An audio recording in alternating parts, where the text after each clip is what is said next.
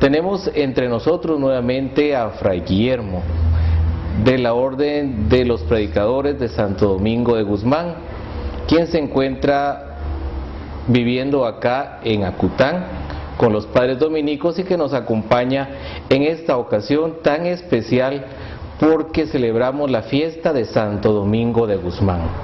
Fray Guillermo, sea bienvenido nuevamente al programa. Muchas gracias, Néstor. Y quisiéramos saber de qué nos puede compartir acerca de la figura, de la personalidad de Santo Domingo. Hay que comenzar por decir que la figura de Santo Domingo de Guzmán no es tan conocida como la figura de otros santos. Santo Domingo nace a finales del siglo XII, para ser preciso, en el año 1171, no hay mucha precisión, más o menos. Y bueno, es educada en una familia muy cristiana, muy católica.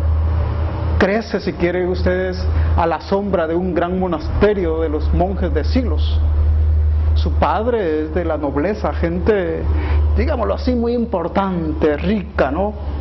De los Guzmanes, Félix de Guzmán. Pues como un buen caballero, ¿no? Que lleva sus corazas, que tiene por lo mismo un coraje para combatir, cosas que le transmite también a su hijo Domingo. Y su madre, Juana de Asa, se cuenta de ella que fue una mujer de una actitud contemplativa, de una actitud abierta a la caridad, compasiva, que de alguna manera del padre y la madre recibe el mismo Santo Domingo esas dos dimensiones: la caridad, la compasión y el coraje. De hecho, hasta de Santo Domingo se dice que cuando él murió de cansancio, ¿verdad? De tanto trabajo. 1170, finales del siglo XII. Volviendo un poquito, Néstor, volviendo de la muerte a la vida, que en estos casos la figura de los santos pues se recrean entre la importancia de su muerte y el valor de su vida, ¿no? Que viviendo en un hogar de cristiano, como nos venía compartiendo, y de gran tradición, digamos, no solamente de prácticas cristianas como cumplimiento de devociones, sino de mucha exigencia a nivel de coherencia entre fe y vida, podemos decirlo nosotros ahora. Y de ahí que su mismo tío, un tío que era arcipreste, sacerdote, comienza a darle sus primeras instrucciones en la fe. Bueno, no hemos dicho dónde nació en un lugar de España que se llama Caleruega, una región bastante seca, árida, ¿verdad?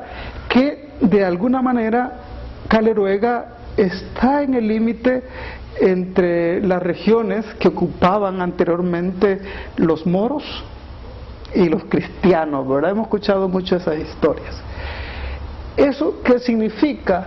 Significa que toda la situación de enfrentamiento religioso también lo respira, lo transpira Santo Domingo, por un lado.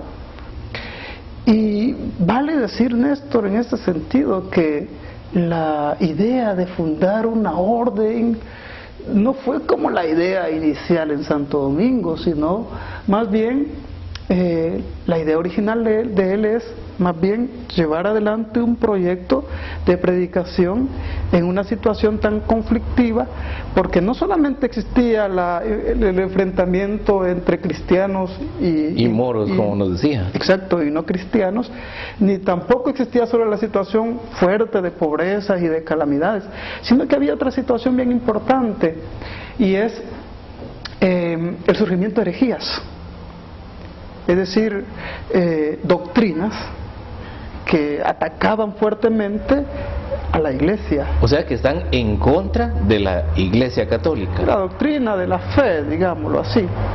Y que tenían muchísimo arrastre, estaban como reclutando mucha gente, porque de alguna manera ellos daban testimonio también de lo que predicaban. Una de las características que incluso Santo Domingo dice que relee, ¿no?, y de alguna manera habla de esto a sus frailes, es el tema de cómo estos albigenses, ¿verdad?, y los cátaros, que eran esas las herejías, los herejes, vivían la pobreza.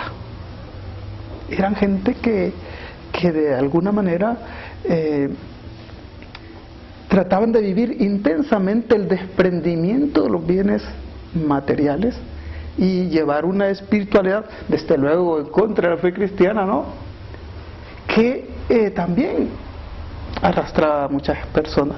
No solamente digo la idea de fundar una orden, un grupo de hombres que se le unan a su idea de predicar, sino también de vivir intensamente esto él. Y también tratar de rescatar lo que él llamaría las almas perdidas. Este es, en principio, el lema original, ¿verdad?, por la salvación de las almas. De Santo Domingo incluso se dice que él, en sus posturas de oración, que pintadas por Fray Angélico, que es uno de los pintores dominicos que rescata mucho la imagen de Santo Domingo, que él lo hacía delante de un crucifijo pidiendo siempre por la conversión de los pecadores. Siempre con caridad, eso era lo que lo movía a él. Él no era agresivo, sino era de un espíritu caritativo, entraba de la mejor manera a las personas, y eso era lo que los hacía ganar los corazones de estos que estaban por un momento apartados de la fe católica. Sí, de hecho, cuando él hace una gira con el obispo de Osma, ¿verdad?, por el sur de Francia, que es donde estaban las herejías fuertes, y la región de Roma, él se hospedó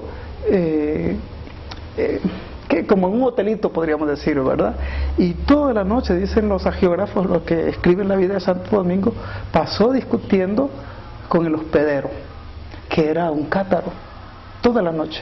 Es decir, él, que da la palabra, la fuerza de la palabra, sabe que es el instrumento más adecuado para persuadir, para transmitir lo que él lleva en su corazón.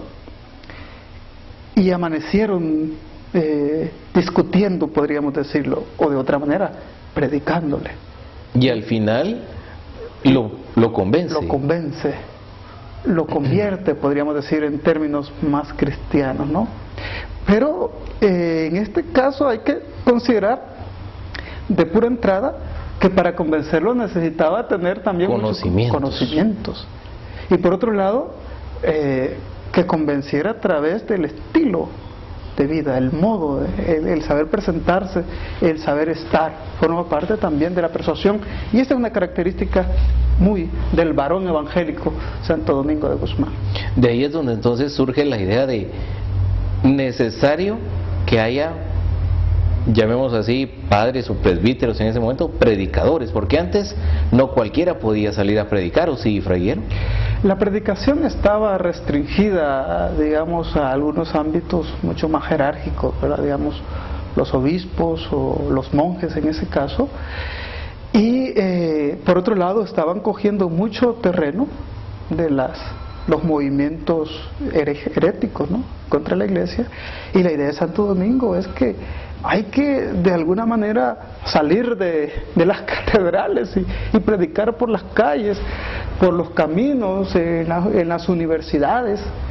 Es un esfuerzo grande, y luego a partir de la figura de Santo Domingo es que se populariza la devoción al rosario. La devoción del rosario, o en principio, digamos, también la devoción a María Santísima, que tenía un apego profundo a ella. De hecho, de él se cuentan algunas anécdotas en donde se le aparece la Virgen, ¿verdad?, mientras los frailes rezan, por ejemplo, o el que le da a él mismo las misiones para predicar. O sea, esa relación íntima también que tiene con la madre. Antes de que terminemos este segmento, Fray Guillermo, me gustaría que le compartiera a los televidentes cuáles eran los 2 libros que Santo Domingo viajaba con ellos. Bueno, son las cartas de Pablo, ¿verdad?, y el Evangelio de San Mateo.